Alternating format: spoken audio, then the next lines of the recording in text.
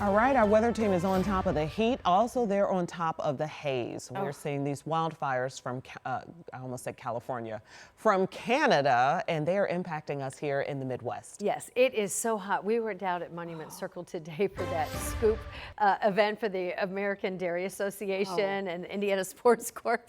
I mean, trying to scoop ice cream, it just, you opened a gallon and it just melted. It was almost like immediately a milkshake. It's so hot. Milkshakes are good too.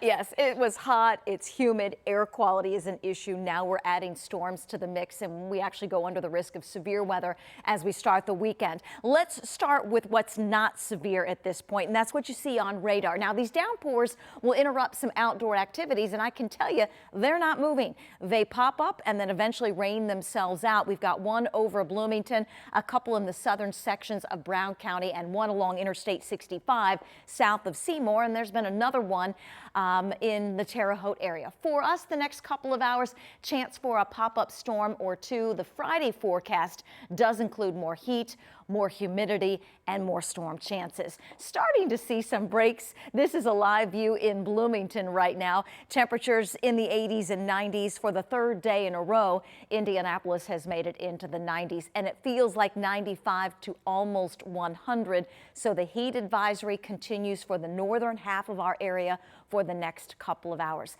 Heat will be a concern tomorrow, although I think temperatures come down a few degrees because of more cloud cover and more coverage of storms.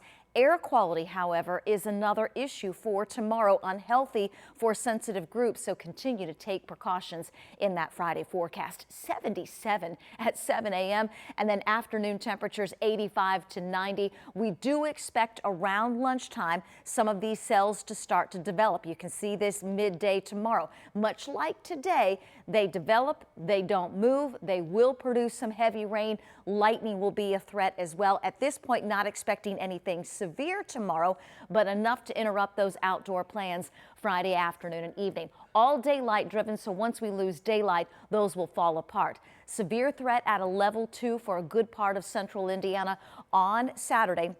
Let's get there with Future Track 13. Friday night into early Saturday, not much left on radar. There will be a line of storms forming to our north. This is 3 p.m. This line moves from north to south.